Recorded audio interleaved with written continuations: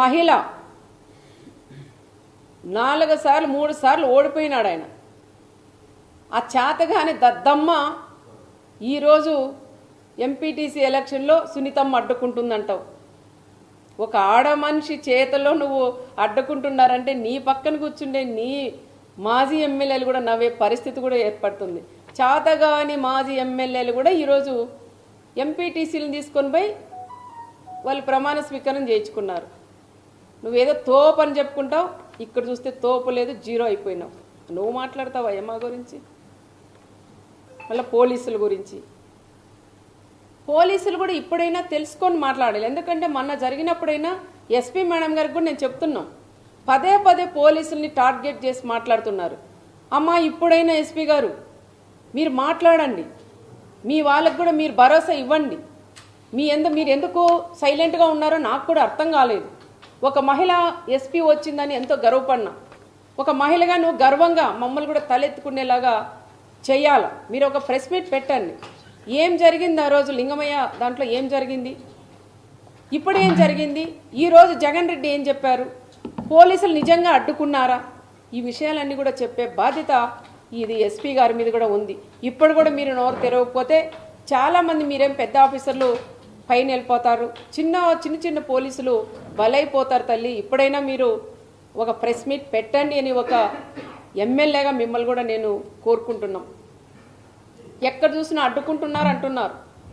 ఏ సాక్షి టీవీలో వచ్చినా పోలీసులను అడ్డం పెట్టి ఎక్కడ పడితే మా వాళ్ళంతా తండోపదండాలుగా వేలాది మంది వస్తున్నారు, అడ్డుకుంటున్నారు అంటున్నారు. రండయ్యా, ఎక్కడ అడ్డుకున్నారు? ఒక్క ప్లేస్ చూపించండి. మీరే సాక్షి ఛానల్ జిల్లాలో ఉండేటువంటి మండలాలు కోటి ఉంటాయంటే అవన్నీ తెచ్చి గొట్టాలు పెడుతున్నారు. అడ్డుకున్నారు. అడ్డుకుంటే మరి ఇంతమంది 3000 మంది ఎట్లొస్తారు? హెలికాప్టర్ దగ్గరికి 3000 మంది పైన ఎట్లొస్తారు అంటున్నా. పోలీసే అడ్డుకుంటే ఒక్క వెహికల్ కూడా రాదు. జగన్ దిగాల, పోయి పరామర్శించి బండెక్కి పోయే పరిస్థితి ఉండేది. కానీ ఆ పరిస్థితి లేకోకుండా మా నాయకుడు చంద్రబాబు నాయుడు గారు ఆ విధంగా వద్దు, ఎవరికైనా స్వేచ్ఛ ఉండాలా, రమ్మనండి, బందోబస్తు పెట్టండి, పంపించండి అని గౌరవంగా పంపిమ్మని మా నాయకుడు చంద్రబాబు నాయుడు గారు చెప్పారు. మా నాయకుడే అనుకోనింటే ఈరోజు నువ్వు ఈ మండలంలోకి కూడా అడుగుపెట్టు.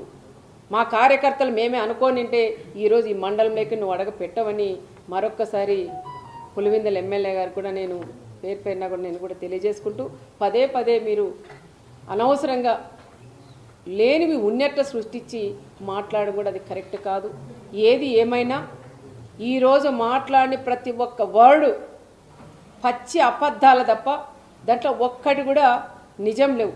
నేనే అన్న టీవీ ఆఫ్ చేయండి, ఎన్ని పచ్చి అబద్ధాలు. ఏదైనా కనీసం దాంట్లో నిజాలుంటే 1% అబద్ధం చెప్పినా 99% నిజాలన్నా ఉంటే చూడొచ్చు. కానీ 99% కూడా 100% కూడా అబద్ధాలు తప్ప దాంట్లో ఒక్కటి కూడా. ఒక మాజీ సీఎం అయ్యా నువ్వు పచ్చి అబద్ధాలు మాట్లాడుతుంటే ప్రజలు నవ్వుతున్నారు. ఒక్కసారి మీరు కూడా ఆలోచన చేయాలని, ఏదైనా ఇలాగ వచ్చినప్పుడు మీరు కూడా ఏం మాట్లాడాలి ఏం మాట్లాడకూడదని తెలుసుకొని వస్తే కూడా బాగుంటుందని కూడా చెప్తున్నాం. ఈరోజు వచ్చినది కేవలం పరిటాల కుటుంబం టార్గెట్ చేయడానికి, లింగమయ్య ఫ్యామిలీని పరామర్శించడానికి వచ్చినట్లు వచ్చి ఇంత రాజకీయం చేసి ఈరోజు జగన్ రెడ్డి కూడా వెళ్ళారు. ఏది ఏమైనా మా కార్యకర్తలందరూ కూడా ధైర్యంగా ఉన్నాం. ఎవరు ఎన్ని అడ్డంకలు వేసినా ఏది చేసినా కూడా ఎవరు కూడా భయపడే పరిస్థితులు ఇక్కడ లేరు అని జగన్కి కూడా నేను తెలియజేస్తున్నాం. తల్లికి చెల్లికి న్యాయం చేయలేని వ్యక్తి ఈరోజు నా మండలంలో జరిగిన లింగమయ్యకి ఏమి న్యాయం చేస్తారనేది ఒక్కసారి సూటిగానే ఆయన కూడా నేను అడుగుతున్నా. అన్న మా నాన్న చనిపోయాడు, నాకు న్యాయం చెయ్యండి అని 2 చేతులు ఎత్తి జోడించి ఒక సునీతమ్మ జోడించి అడిగితే కూడా ఆ తల్లికి నువ్వు న్యాయం చేయలేని వ్యక్తి ఈరోజు లింగమయ్యకి నువ్వు ఏం న్యాయం చేస్తావయ్యా అని ఆయన్ని కూడా నేను అడుగుతున్నా.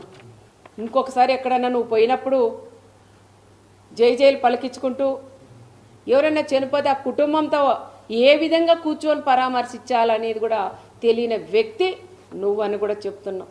ఎందుకు వస్తాయాలో నవ్వులు? చావు అయిపోయి 9 రేపు దినమంట. ఈరోజు తను కూర్చొని నువ్వు ముందర మాట్లాడుతూ వెనక నీ వాళ్ళంతా కిలకిల నవ్వుతారా? వాళ్ళు ప్రాణం పోగొట్టుకొని ఆ కుటుంబం ఏడుస్తుంటే నీ వాళ్ళు నీతో పాటి నీకు నవ్వేది తెలియదు ఏడ్చేది తెలియదు, రెండిటికి సంబంధం లేకుండా నువ్వు అక్కడ కూర్చొని ఆ కుటుంబాలను ఆ విధంగా మీ వాళ్ళందరూ కూడా నవ్వుకుంటూ వాళ్ళని పరామర్శించేది కూడా అది కరెక్ట్ కాదని మరొకసారి జగన్ రెడ్డి కూడా తెలియజేసుకుంటూ, మా గ్రామాల్లో చిచ్చులు పెట్టావు, చిచ్చులు పెట్టొద్దు అన్నావు, పెట్టావు. ఇంకోటి మా కార్యకర్తలందరూ ఒకటే ఛాలెంజ్ చేశారు, నువ్వు వస్తున్నావు బీసీలను నువ్వు చెప్తున్నావు, మరి బీసీలు నువ్వు వచ్చినప్పుడు ఈ రాప్తాడ్ నియోజకవర్గం ఒక బీసీ అభ్యర్థికి ఇన్ఛార్జ్ ఇవ్వమని ఛాలెంజ్ చేసి మా బీసీలందరూ కూడా అడిగారు. కురువ కమ్యూనిటీకి సంబంధించిన లీడర్లు అడిగారు, వాల్మీకి సంబంధించిన వాళ్ళు అడిగారు. మరి నువ్వు అది చేసేకి నీ చేత కాలేదు, కానీ పచ్చి అబద్ధాలు చెప్పేకి మాత్రం పాపరెడ్డిపల్లి హత్య లింగమయ్యని వాడుకున్నాడని ప్రత్యేకంగా కూడా తెలియజేసుకుంటూ సెలవు తీసుకున్నాను.